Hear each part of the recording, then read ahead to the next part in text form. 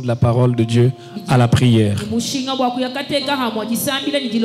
Si vous n'avez pas amené votre Bible et que votre voisin a une Bible, n'ayez pas honte de lire avec lui. Si vous avez remarqué que votre voisin n'a pas de Bible, peut-être qu'il se gêne, lisez avec lui. Parce que la parole de Dieu est importante. Nous continuons à voir notre série d'études sur les miracles de Jésus. Nous étudions sur les miracles de Jésus parce que dans ce temps où nous vivons, il y a beaucoup de doutes sur les miracles. D'ailleurs, il y a même certains qui fabriquent des miracles pour se faire grand, pour se faire spirituel, pour se donner une valeur. Et quand on découvre que certains soi-disant miracles sont au fait des fabrications, on est déçu. On ne croit plus dans les miracles. On se dit, est-ce que les miracles c'est possible? Alors quand soi-même on a un problème qui ne peut être résolu normalement ou naturellement, on se dit, où est-ce qu'on va aller? Parce que si on va à l'église, on va encore nous raconter des histoires inventées pour soit nous soutirer de l'argent ou pour soit nous impressionner. Pourtant, l'église parle de qui? Ou l'église doit parler de qui? De Jésus-Christ. Lorsque l'église ne parle pas de Jésus-Christ, alors l'église n'est plus église. Parce que le message principal, central de l'église, c'est Jésus-Christ. Et la Bible nous présente ce Jésus comme quelqu'un qui a fait des miracles, comme quelqu'un qui fait encore des miracles, parce qu'il nous est dit qu'il est le même hier, aujourd'hui et éternellement. Si donc nous prenons le temps d'étudier les miracles que lui-même a fait quand il était sur la terre, cela renforce notre foi en lui. Cela va ôter le doute dans nos cœurs. Lorsque nous sommes confrontés à un problème, lorsque nous sommes confrontés à un défi, nous allons penser à ce qu'il a fait. Cela va nous pousser à croire qu'il peut encore faire aujourd'hui. En étudiant les miracles de Jésus, cela nous permet également de comprendre certaines choses qui permettent que Jésus puisse faire des miracles. Car il y a des gens sincères qui prient, qui jeûnent, qui intercèdent, qui veulent voir la main de Dieu, qui veulent voir la grâce de Dieu. Mais ils sont frustrés parce que malgré leurs prières, rien ne change. C'est comme s'ils ne priaient pas. En étudiant les miracles de Jésus, nous découvrons certains paramètres, certains éléments qui font que les miracles se produisent. Non pas que c'est l'homme lui-même qui produit les miracles. C'est Jésus qui fait les miracles. Mais Jésus attend aussi que l'homme puisse remplir certaines conditions, que certaines choses soient mises ensemble pour que les miracles se produisent. Avant que nous puissions lire le miracle que nous allons étudier aujourd'hui, tirer des leçons de ce miracle, j'aimerais nous rappeler, j'aimerais dire à chacun de nous que Jésus fait des miracles. Il fait encore des miracles aujourd'hui. Et même ce soir, il peut faire un miracle dans ta vie. Il a fait des miracles. Il fait encore des miracles. Peut-être que tu es venu parce que toi-même tu as décidé. Ou soit tu es venu parce que sur la route on t'a invité. On t'a demandé de venir. J'aimerais que tu puisses accepter. Non pas parce que moi je le dis, mais parce que la Bible nous le présente, que Jésus fait encore des miracles. Et il est capable de faire des miracles dans ta vie ce soir. Nous allons prendre nos Bibles. Même si tu as ta Bible dans le téléphone, allume ton téléphone, lis avec ton voisin. Allume avec ton voisin parce que c'est important. Marc, le chapitre 2. Prends ta Bible, c'est important. Allume la Bible dans ton téléphone et lis. Si ton voisin fait semblant, dis-lui, lisons ensemble. Peut-être qu'il se gêne. Marc chapitre 2. Je vais lire à partir du premier verset. Je vais lire avec ma sœur. Quelques jours après, Jésus revint à Capernaum. On a appris qu'il était à la maison. Et il s'assembla un si grand nombre de personnes que l'espace devant la porte ne pouvait plus le contenir. Il leur annonçait la parole. Des gens vinrent à lui, amenant un paralytique porté par 4 hommes. Comme ils ne pouvaient l'aborder à cause de la foule, il découvrit les toits de la maison où il était. Et ils descendirent par cette ouverture le lit sur lequel le paralytique était couché. Jésus, voyant leur foi, dit au paralytique: mon enfant, tes péchés te sont pardonnés. Il y avait là quelques scribes qui étaient assis et qui se disaient au-dedans d'eux: comment cet homme parlait-il ainsi? Il blasphème. Qui peut pardonner les péchés si ce n'est Dieu seul? Jésus, ayant aussitôt connu par son esprit ce qu'il pensait au-dedans d'eux, leur dit: pourquoi avez-vous de telles pensées dans vos cœurs? Lequel est le plus aisé de dire au paralytique: tes péchés sont pardonnés,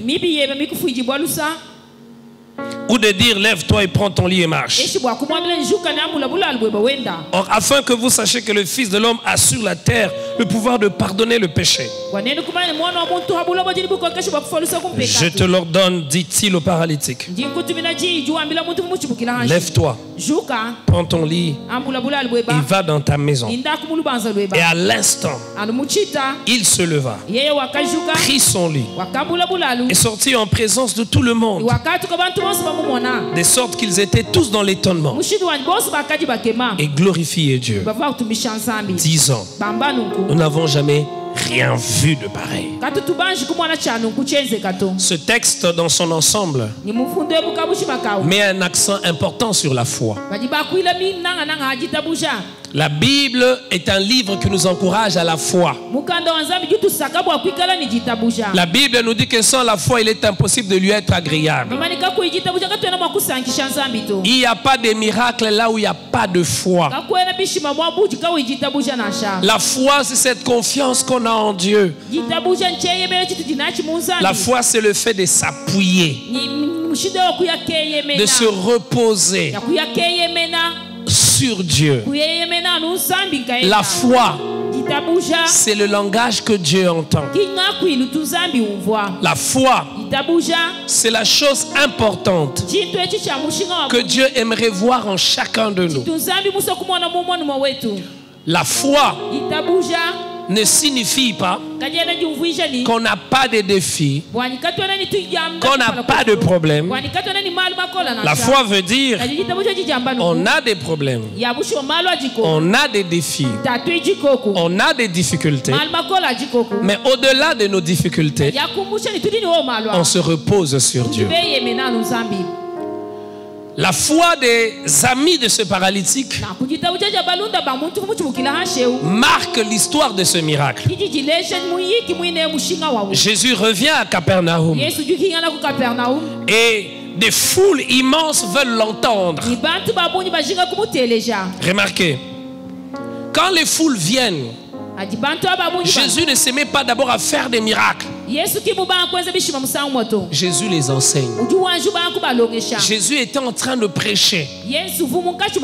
Jésus les enseigne. Car Jésus ne fait pas des miracles pour faire un spectacle. Jésus ne fait pas des miracles pour épater les hommes. Jésus ne fait pas des miracles pour attirer les regards. Jésus fait des miracles. Jésus fait des miracles pour résoudre les problèmes des hommes. Et il sait que le premier besoin de l'homme, c'est la parole de Dieu. Lui-même a dit, l'homme ne vivra pas seulement de pain, mais vivra de quoi? De toute parole qui sort de ma bouche. C'est pour cela que quand Jésus est arrivé, combien même il faisait des miracles, Jésus a pris le temps de leur annoncer la parole.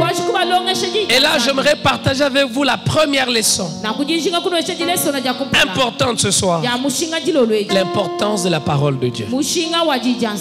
L'importance de quoi? De la parole de Dieu. Généralement, quand on a des problèmes, on a besoin d'une solution immédiate.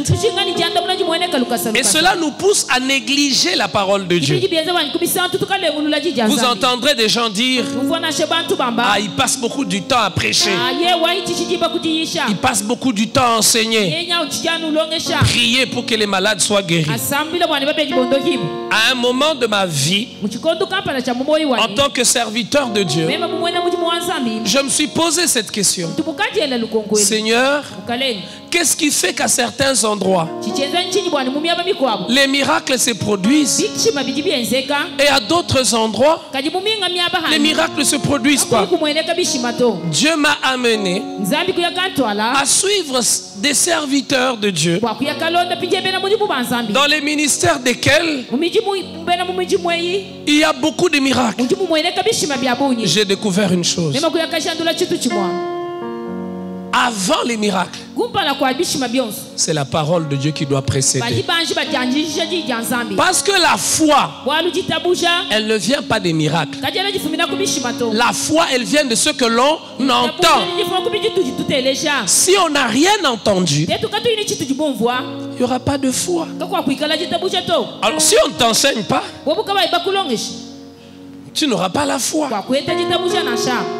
Plusieurs personnes méprisent l'enseignement. Plusieurs personnes relèguent l'enseignement au second plan. Plusieurs personnes mettent l'enseignement comme chose de secondaire. Et malheureusement, même nos églises, nous tombons dans ce piège. C'est-à-dire de reléguer l'enseignement au profit du spectacle. La conséquence, c'est quoi? La conséquence, c'est qu'il n'y a pas de foi en Dieu, mais il y a la confiance dans le serviteur de Dieu. Or, ce qui bâtit les hommes, c'est pas la confiance dans les serviteurs de Dieu. Quand bien même c'est important de faire confiance aux serviteurs de Dieu. Ce qui bâtit les hommes, c'est la confiance en Dieu. Parce que le serviteur de Dieu peut passer, mais la parole de Dieu ne passera pas. Il y a des personnes parce qu'ils ne sont pas enseignés. Leur confiance dépend totalement du serviteur de Dieu. A-t-elle enseigne que le jour où tel serviteur de Dieu n'est pas là, sa vie est en débandade. Le jour où il voyage, il est loin de ce serviteur de Dieu. Il est déséquilibré parce qu'il n'a pas été amené à avoir la foi en Dieu. Et la foi en Dieu, elle vient par l'enseignement de la parole de Dieu. Elle vient par l'écoute de la parole de Dieu. Une chose que j'ai aussi découverte et qui est très importante, c'est que pour que les miracles se produisent, il faut toujours que par rapport à la situation que tu vis, que tu aies une parole de Dieu. Tu es par exemple malade. Comment ta foi va augmenter pour que tu puisses croire que je peux être guéri de cette maladie? Qu'est-ce que tu dois faire? Prends ta Bible. Lis tout ce que la Bible dit sur la guérison. J'ai donné ce conseil à une sœur. Tu es malade. Prends ta Bible. Souligne tout ce que la Bible dit sur la guérison. Lis cela. Réécoute. Écoute des enseignements. Tu as un problème dans ta maison. Et moi, je l'ai vécu à plusieurs fois. Chaque problème que j'ai, j'essaie de trouver qu'est-ce que la Bible dit sur ça. Quand je découvre ce que la Bible dit, ma foi devient plus forte. Les doutes disparaissent. C'est pour cela chaque soir, on ne prie pas seulement, mais on prend le temps de vous enseigner. Je prends le temps de vous enseigner sur les miracles que Jésus a fait, afin que je ne vous mette pas, non pas avec mes convictions, mais que je vous mette devant la parole de Dieu. Parce que moi je peux me tromper, mais la parole de Dieu ne se trompe pas. Alors si vous êtes en face de ce que Dieu a dit, la seule réponse possible, c'est la foi. Et comment on peut être en face de la parole de Dieu si on n'a pas été enseigné? L'enseignement est primordial. L'enseignement est vital. Alors on ne doit pas passer vite. Il y a même des gens qui négligent la parole. Ils aiment la partie dans l'église quand on chante, quand on prophétise, quand on prie pour les malades. Mais ils n'aiment pas la partie où on les enseigne. C'est la raison pour laquelle il n'y a pas de miracle. Il n'y a pas de personnes qui vivent les miracles avec Dieu sans une compréhension de la parole de Dieu. La deuxième leçon, Jésus enseigne. Il y a des gens qui ont un paralytique. Ils sont à 4. Plus le paralytique, ça va faire 5. La foule est immense. Jésus est capable de guérir. Mais pour eux, il faut que Jésus voie leur maladie, qu'il pose le problème, et que Jésus prie pour leur maladie. Et devant eux, il y a une foule. Donc ils ne peuvent pas facilement accéder à Jésus. Ils ont donc des obstacles. La deuxième leçon, il y aura toujours des obstacles pour que nous puissions vivre les miracles. Plusieurs personnes croient que quand on dit qu'on va vivre les miracles, ça veut dire qu'il n'y aura pas d'obstacle. D'ailleurs, même dans la vie, Il y a des gens qui aiment, qui veulent que tout soit facile. Père de la foi, il a connu la peur en Égypte, au point où il était obligé de renier sa femme et de présenter une demi-vérité, de ne pas dire ce qu'elle était totalement, parce qu'il avait peur. Il a dit c'est ma soeur. Oui, c'était sa demi-soeur, mais c'était sa femme. Il a eu aussi peur. La Bible nous parle d'Élie, le grand Élie, qui a prié pour que le feu descende. Élie qui n'est pas mort, mais qui a été emporté. Un char est apparu et ce char l'a amené au ciel. Mais ce Élie-là, il a fui devant Jézabel. La Bible nous parle de Daniel. Malgré qu'il était le serviteur de Dieu, il a été jeté dans la fournaise ardente. J'aimerais dire à quelqu'un, celui qui est surpris par les obstacles, c'est celui qui n'a encore rien compris. Celui qui est surpris, les obstacles ne doivent pas nous surprendre. Les défis ne doivent pas nous surprendre. Les difficultés ne doivent pas nous surprendre. Elles font partie de la vie. Elles font partie de la vie. Et cela ne veut pas dire que Dieu ne nous aime pas. Il nous aime. Malgré qu'il y a les défis, les obstacles, des choses qu'on n'arrive pas à comprendre. Ils ont leur paralytique, mais tout l'endroit est rempli. Comment on va amener notre malade vers Jésus? Si Jésus c'est celui qui guérit, il fallait seulement qu'il fasse que comme on a amené notre malade, que la route se fraye. C'est ce genre de prière que nous faisons. Si vraiment Dieu est avec moi, ma solution est là-bas. Seigneur, que mon chef signe facilement. Seigneur, si c'est vraiment toi, que telle chose se passe. Ils n'ont pas prié pour que l'obstacle disparaisse. Ils ont surmonté l'obstacle. Ce n'est pas Jésus qui a surmonté l'obstacle. C'est eux qui ont surmonté l'obstacle pour atteindre Jésus et que leur solution soit accordée. Souvent, qu'est-ce que nous voulons? Que devant nos problèmes, nous croisons les bras.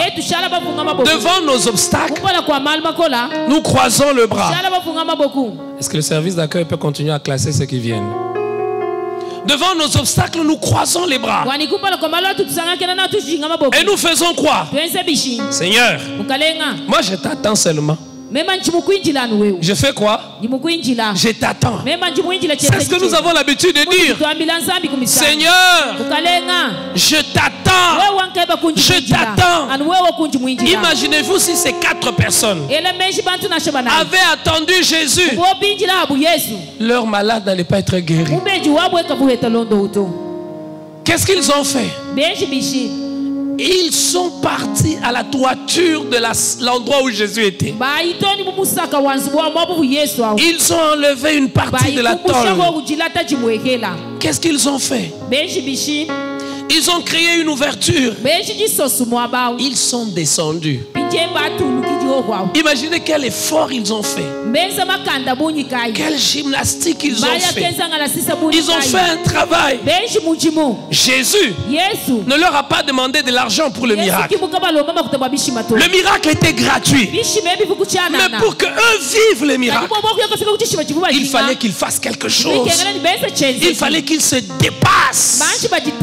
Frères et sœurs, il y a en Jésus un miracle pour chacun de nous.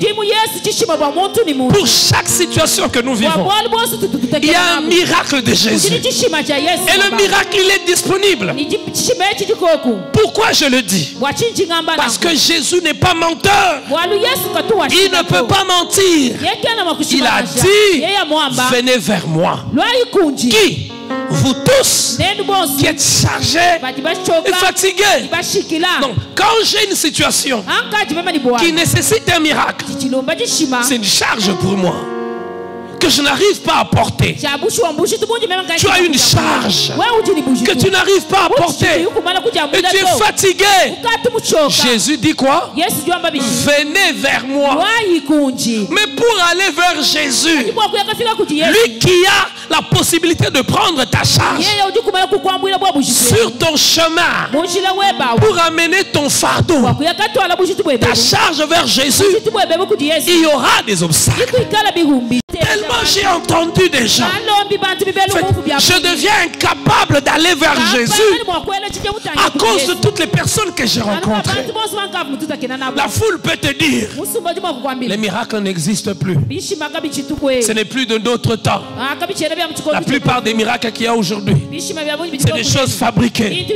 Tu lis la Bible, il dit, venez vers moi, vous tous qui êtes chargés et fatigués, et je vous donnerai du repos.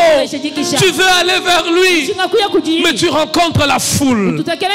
Je prie pour toi ce soir. Si devant toi il y a une foule qui t'empêche d'aller vers Jésus, que le Seigneur te donne la force de surmonter et de dépasser la foule. L'obstacle, c'est pas seulement la foule. Ça peut être nos propres pensées. Parfois, je sais ce que la Bible dit, mais mes pensées me disent autre chose. Notre manière de penser est influencée par ce que nous avons déjà vu, par ce qu'on nous a déjà raconté. Chacun de nous a une manière de penser. Chacun ici a sa manière de penser. Et ta manière de penser n'est pas un hasard. Ta manière de penser n'est pas un accident. Ta manière de penser dépend de ce que tu as déjà vu. Ta manière de penser dépend de ce que tu as déjà entendu. Ta manière de penser dépend de ce que tu as appris. C'est trois choses. Ce que nous avons appris, ce que nous avons vu, ce que nous avons entendu, et même ce que nous avons vécu. Quatre choses influencent notre manière de penser. Quand quelqu'un pense qu'il ne peut pas faire, il y a des gens qui peuvent faire ce que lui pense qu'il ne peut pas faire. Pourquoi lui pense qu'il ne peut pas faire? Parce qu'il a vu, parce qu'il a entendu, parce qu'on lui a appris qu'il ne peut pas faire. Cette chose, il ne peut pas remporter cette victoire. Mais une autre personne à qui on a appris autre chose, qui a vécu autre chose, qui connaît autre chose, va voir la même situation et il va dire dans son cœur, je peux le faire. Frère, notre manière de penser influence notre vie. C'est pour cela la Bible dit, soyez transformés par le renouvellement de l'intelligence. C'est pour cela notre culte du soir, c'est un culte de renouvellement de l'intelligence. Nous ne voulons pas seulement que vous puissiez dire Amen, mais nous vous apportons la parole de Dieu.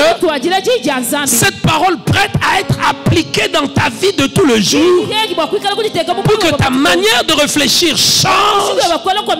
Et quand ta manière de réfléchir change, ta manière d'agir change, ta manière de penser change, ta manière de t'habiller change. Quand quelqu'un pense qu'il est un échec, regardez, il va même parler comme un échec. Mes frères qui êtes derrière, avancez, il n'y a pas de place spéciale. J'aimerais être proche de vous, vous voir, parce que c'est important pour moi en tant que prédicateur. Frère, quand quelqu'un pense qu'il est un échec, vous verrez même dans sa manière de parler, même dans son faciès. Regardez, quand quelqu'un est triste, comment vous savez qu'il est triste? Vous allez le voir par son expression faciale. Vous allez les voir par ses paroles. J'aimerais vous dire, les paroles des gens sur eux-mêmes renseignent beaucoup sur ce qu'ils pensent d'eux-mêmes. Et les paroles des gens reflètent leur système de pensée. Moi, je suis un échec. Même quand il vient à l'église, il est sans assurance. Et vous pouvez voir cela. Moi, je ne suis pas belle. Moi, je ne suis pas très belle. Même si elle est vraiment belle, vous verrez que son faciès va exprimer son manque d'assurance. Même si elle se maquille, elle pense qu'elle n'est pas belle. Elle croit qu'elle n'est pas belle. Elle repent cette odeur. Quand quelqu'un ne croit pas que Dieu l'aime, que Dieu veut intervenir dans sa vie, que Dieu n'a pas dit je vous attends seulement au ciel. Non. C'est vrai qu'il nous prépare un endroit au ciel, mais il est Emmanuel. Il est avec nous maintenant. Il n'attend pas d'être avec nous seulement au ciel. Il est avec nous. Quand quelqu'un croit en cela, quand il a un problème, Emmanuel est là. Ce que moi je ne peux pas faire, lui il va le faire.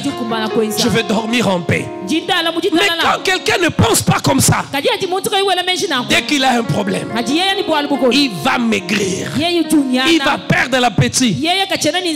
Mon frère, moi j'ai une caractéristique. Même si je suis malade, je mange. Quand j'étais chez mes parents, je mangeais toutes les heures. Même à 2 heures, je me réveillais. Et quand je me suis marié, on a taillé un peu ça. Mais même si je suis malade, je vais manger. Si c'est la fièvre, la bouche n'est pas malade. La bouche peut travailler. Maintenant, il y a des gens, eux, il n'est pas malade. Il a un problème.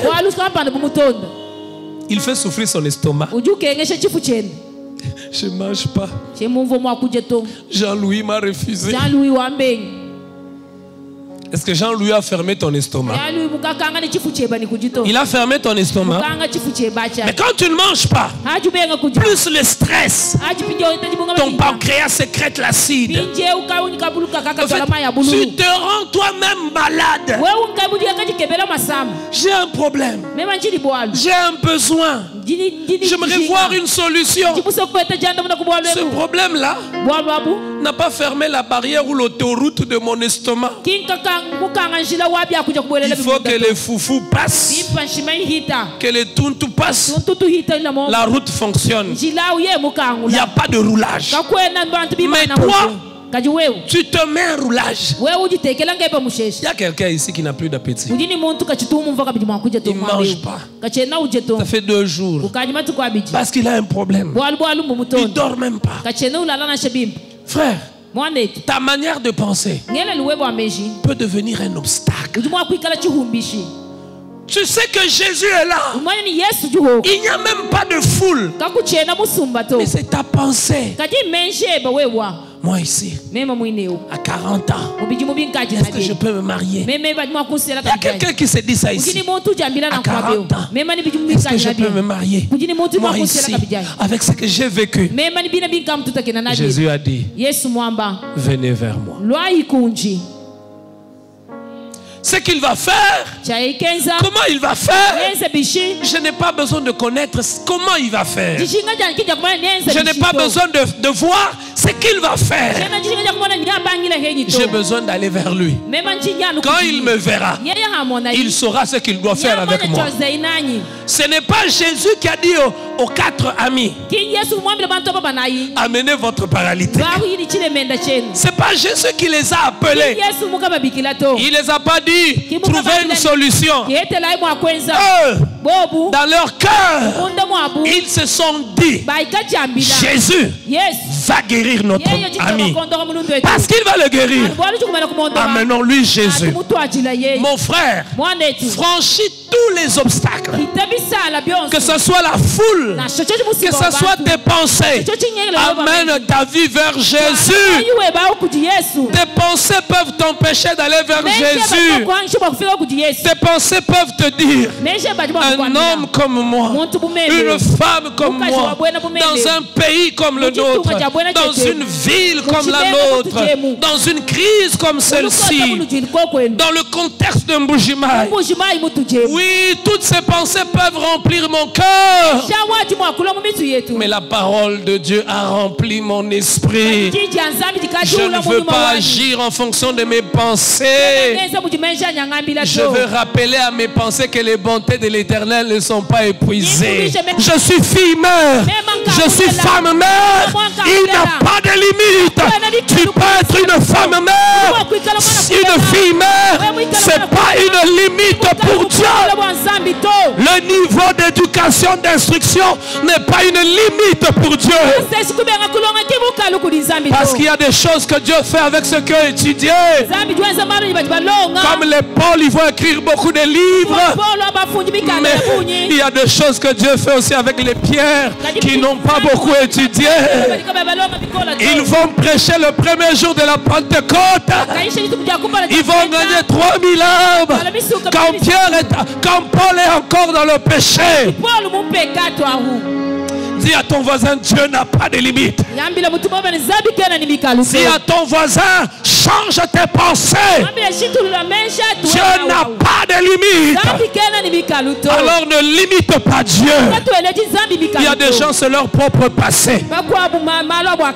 Mais moi que vous voyez là, j'ai été prostituée.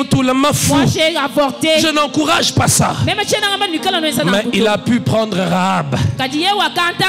Rahab est devenu l'ancêtre de Jésus-Christ. Il a pris une Moabite. Elle s'appelait comment? Ruth, elle est ancêtre de Jésus. Parce qu'elle est parmi les grands-parents de David. La tribu de Moabite, c'était une tribu maudite. Et Dieu lui-même avait interdit. Vous n'allez pas vous marier à eux. Qui avait interdit? Dieu. Qui a permis que Ruth entre dans la lignée de Jésus. Dieu n'a pas de limite. Alors que tes pensées ne soient pas un obstacle. Il y a des gens, ce n'est pas Dieu qui les arrête, c'est leur manière de penser qui les arrête. Jésus est là, mais leur manière de penser, tu es trop courte, on ne peut pas t'aimer toi. Tu es trop mince, on ne peut pas t'aimer toi. Tu es trop noir, on ne va pas t'accepter. Que je sois noir, que je sois clair, que je sois élancé, Dieu est dans l'affaire. Dieu est dans l'affaire. Dieu est dans l'affaire. Au nom de Jésus, que tes pensées changent. Tes pensées te limitent. Je commence à avoir 35 ans. Mon âge commence à avancer. Les hommes ne me voient pas. Je commence à avoir des cheveux blancs. Je commence à avoir tel âge. Je n'ai pas encore construit une maison. Je n'ai pas encore fait ceci. Et ce genre de pensée, au lieu que tu pries, tu pleures. Il y a pleuré dans la prière et pleurer sans prier. Et beaucoup de gens pleurent, mais ils ne prient pas. Et rien ne change. Et vous allez les entendre dire, Dieu, j'ai beaucoup pleuré. Il n'a pas dit pleurer. Il a dit invoque-moi. Il y a des gens qui pensent que pleurer, c'est invoquer Dieu. On peut invoquer Dieu en pleurant. Mais on peut pleurer sans invoquer Dieu. Que les pensées de quelqu'un soient changées par la parole de Dieu. Quel obstacle tu as? Plusieurs personnes ont des obstacles. Leurs pensées. Troisième obstacle. La peur.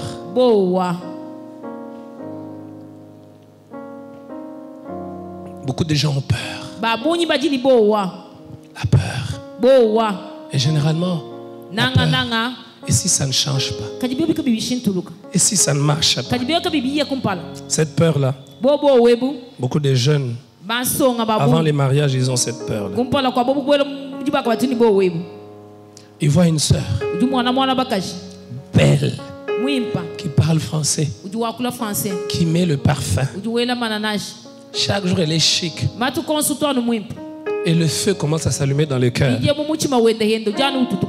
Il ne dort plus. Il pense. Quand il vient à l'église, nous on vient pour prier. Lui il vient pour prier. Ma part prier. Il regarde aussi. Le jour où elle n'est pas là, même quand on a bien prêché, quelque chose qui manque. Parce qu'il ne l'a pas vu. Ah, vous pensez que moi je suis descendu du ciel? Mais ma femme, je l'ai épousée comment? 3 mois. J'avais déjà des choses qui me dérangeaient. Mais ça va atteindre un mauvais niveau.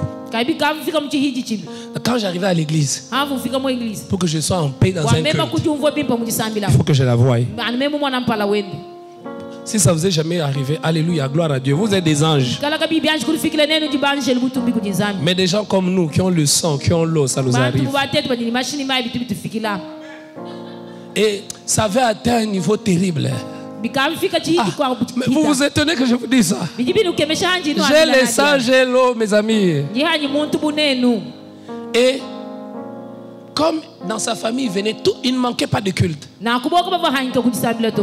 aussi, j'aimais tellement l'église, j'aime l'église. Je n'ai pas commencé à aimer l'église parce que je suis devenu pasteur. Je ne manquais pas de culte dans mon église. Soit dit en passant, c'est une très bonne habitude. Il y a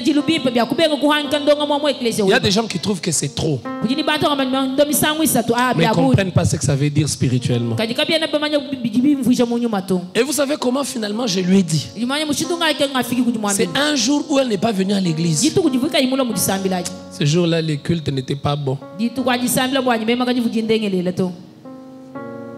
C'est comme si on a préparé la nourriture. Tu aimes la nourriture, c'est bon. Il y a seulement un petit truc qui manque, toute la nourriture n'est plus bonne. Et j'étais dérangé, je l'ai appelé au téléphone. C'est ce que je lui ai dit. Ah, tu n'es pas venu à l'église. Je ne t'ai pas vu aujourd'hui, ça fait comme si c'était un siècle. Ça faisait comme ça faisait 100 ans. Un culte seulement. Et puis quand je lui ai dit ça, dans mon cœur je me suis dit, ah, pourquoi je lui ai dit ça? Elle va penser à quoi? Je suis quand même son responsable de la jeunesse. Je me suis dit, si je lui ai dit ça, c'est qu'elle va penser déjà. En réalité, elle n'avait même pas pensé.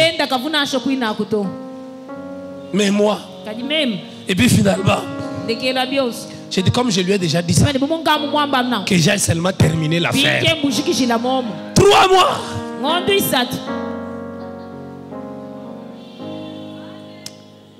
Est-ce qu'il y a quelqu'un qui vit ça ici maintenant? Ne lève pas la main. Est-ce qu'il y a quelqu'un qui va te regarder, qui va dire, donc quand tu es venu ce soir là, il y a des gens qui sont venus ce soir ici pour quelqu'un. Mais même si tu es venu pour quelqu'un, tu reçois quand même la parole. Elle change ta manière de penser. Elle change ta manière de voir. Elle change ta manière de réfléchir. Troisième obstacle, nous avons dit que c'est quoi? La peur. La peur. Il pouvait avoir peur. Et si on n'arrive pas à ouvrir, vous savez, quand on a peur, on se pose des questions bêtes. Soyons honnêtes. Comment ils ont pensé qu'ils pouvaient ouvrir la toiture? Créer un endroit pour qu'ils descendent. Ils pouvaient se dire, et s'il tombe mal? Et ce qui est bien dans l'affaire, tout ce processus-là, Jésus n'intervient pas. C'est eux-mêmes. Il te faut vaincre la peur pour vivre certains miracles. Je répète, mon frère, ma soeur, il te faut vaincre la peur pour vivre certains miracles. Et c'est pour cela que je dis à quelqu'un qui a peur ce soir, au nom de Jésus, que cette peur qui t'empêche de vivre ce miracle, que cette peur soit ôtée ce soir, au nom de Jésus. Non, je ne parle pas à tout le monde, je parle à quelqu'un, parce qu'il y a quelqu'un qui a peur ce soir, qui a peur de ce que les autres vont dire, qui a peur qu'il risque de perdre, qui a peur qu'on risque de se moquer d'elle, qui a peur de la honte, qui a peur de l'échec, qui a peur et qui se dit, je risque d'aggraver la situation. Au nom de Jésus, que toute peur qui te paralyse soit ôtée ce soir. Au nom de Jésus, je parle à quelqu'un. Toute peur qui te paralyse, que cette peur soit ôtée au nom de Jésus. Il y a des gens, c'est la peur de mal finir à cause de certaines décisions qu'ils doivent prendre. Au nom de Jésus, si cette décision elle est dans la volonté de Dieu, ne regarde pas la peur de mal finir. Prends cette décision. Si cette décision est importante, je condamne toute peur dans la vie de quelqu'un ce soir. Au nom de Jésus, je répète, je condamne toute peur. Il y a des gens, c'est la peur d'être ensorcelé. Je ne peux pas voir ça. Parce que si j'ai ça, les sorciers verront, ils vont m'ensorceler. Je ne peux pas porter comme ça. Si je porte, on va m'ensorceler. Je ne peux pas me réjouir. Si je me réjouis trop, on va m'envoûter. Au nom de Jésus, nous n'appartenons plus au camp des gens qui peuvent être envoûtés. La mort de Jésus à la croix nous a mis à part. Nous sommes ressortis du milieu de tous. On nous a pris du milieu de ceux-là. Là où on nous retrouvait, on ne peut plus nous retrouver là-dedans. Parce que la croix de Jésus nous a retirés de là. Nous a ôtés de tous ces liens-là. Quand on a sorti de la foule ici, celui qui croit qu'il a été retiré, il dire amen avec foi. Même en bas sobola. Moi j'ai été retiré. Les camps de ceux qui pleurent, vous ne me trouverez pas. Le camp de ceux qui se lamentent, vous ne me trouverez pas. Le camp de ceux qui tremblent, vous ne me trouverez pas. J'ai des problèmes, mais je ne tremble pas. J'ai des défis, mais je ne recule pas en arrière. La croix est devant moi. Le sang qui a coulé à la croix environne ma vie. Je n'ai pas peur. Ils viendront vers moi par un seul chemin. Ils feront quoi? Ils se disperseront par combien de chemins? 7 chemins qui doivent fuir. Qui doivent fuir. C'est pas moi, c'est eux. Quand ils me rencontrent, ils sont déstabilisés. Écoutez, ils viennent par un seul chemin. Quand ils me rencontrent, ils font quoi? Ils sont en combien? Mais ils sont venus, hein? Ils sont déstabilisés. Quand tes problèmes te rencontrent, tes problèmes sont déstabilisés. Est-ce que c'est une parole pour quelqu'un? Mon ami, quand on prêche la parole de Dieu, ne la reçois pas comme ton voisin. Ne la reçois pas. Parce qu'il y a des gens qui ont leur manière de faire à l'église. On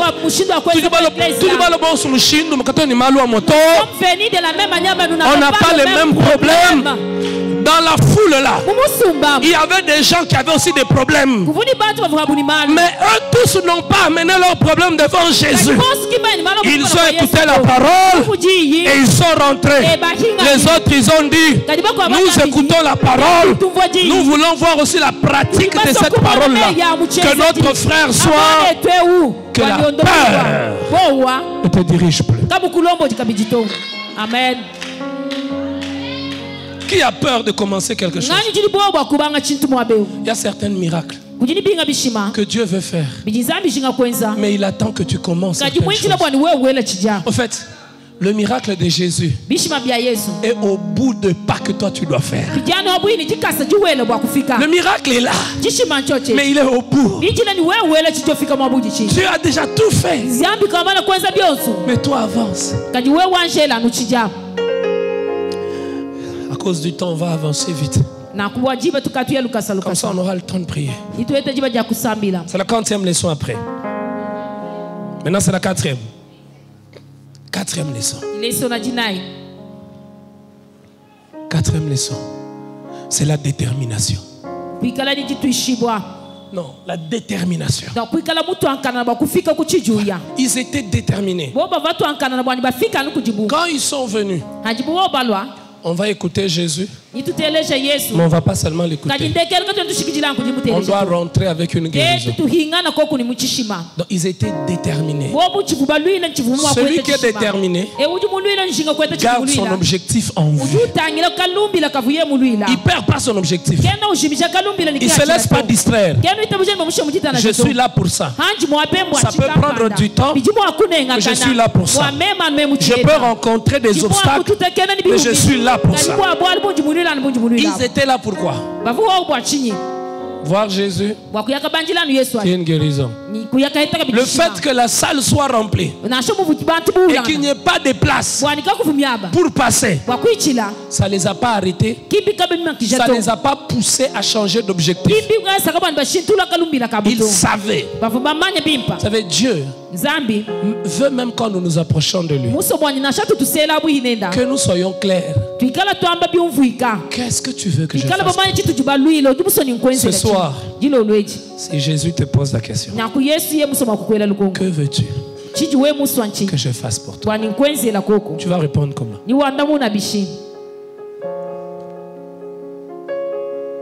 Non, Jésus, hier, j'ai cherché les chaussettes.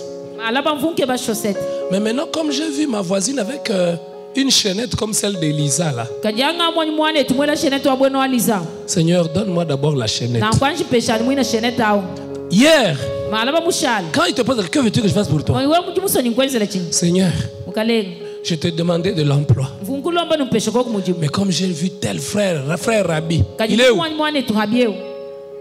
Mais comme j'ai vu frère Rabbi s'est marié, tu changes aussi de prière. Mariage. Il y a des gens comme ça. Il y a beaucoup de gens comme ça ici. Ils ne savent pas ce qu'ils veulent. Leur prière change comme on change les habits. Il y a des prières que j'arrête de faire que quand j'ai vu ce que Dieu a fait. Regarde. Hier tu priais pourquoi? Tu n'as pas vu cette chose-là. Mais tu as changé déjà de requête. Et beaucoup de gens ne sont pas déterminés. Qui est heureux de venir au culte du soir? Les amis, le flot de révélation que nous aurons le soir va faire que nous aurons des cultes de soir exceptionnels. Les gens vont commencer à courir pour avoir des places le soir. Même si vous dites pas amen, moi je dis amen. Parce que j'ai appris une chose. La foi ne se tait point. La foi elle parle. Et je crie. Il n'y aura plus de place dans cette église. Et le culte du soir, on va se précipiter. Mais ma seule prière, que Dieu me donne la force. Parce que lui il va le faire. Mais que moi je travaille aussi pour que ce qu'il a décidé de faire. En fait c'est quoi? Dieu a décidé de faire. Mais il cherche un canal par lequel ce qu'il va décider de faire va se manifester. Ton travail, ne fais pas ce que Dieu a décidé de faire. Mais ton travail, c'est le canal par lequel ce que Dieu a décidé de faire se manifeste. Je peux vous expliquer ça? C'est important. Bon, on va prier pendant 20 minutes. Il faut me pardonner. Hein? Regardez. Tout le monde travaille. Mais tout le monde ne prospère pas de la même manière. Savez-vous pourquoi? Parce que les autres ne travaillent pas. Non. Parce qu'il y a des choses que Dieu a décidé de faire dans les vies de certaines personnes. Alors quand ils se mettent à faire certaines choses, en fait Dieu a trouvé le canal. Dieu avait décidé d'envoyer Jésus le Sauveur. Mais il fallait un canal. Le canal c'était qui? Marie. C'est Marie qui a amené Jésus sur la terre. C'est Dieu qui avait décidé que Marie soit sur la terre, que Jésus soit sur la terre. Ce canal-là, il fallait la virginité. Quand Marie gardait sa virginité, elle comprenait. Non.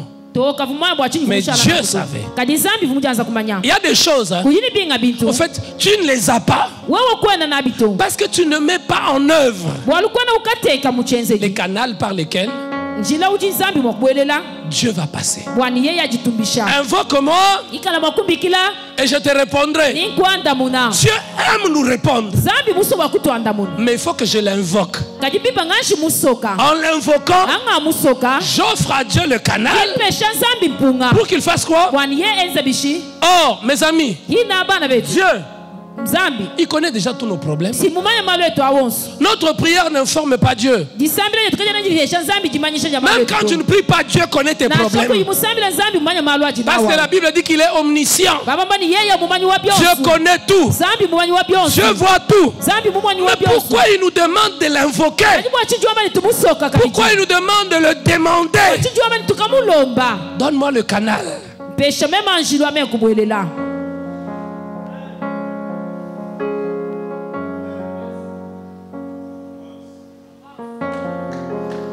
Bien-aimés frères et sœurs, on va s'arrêter là. On peut prier?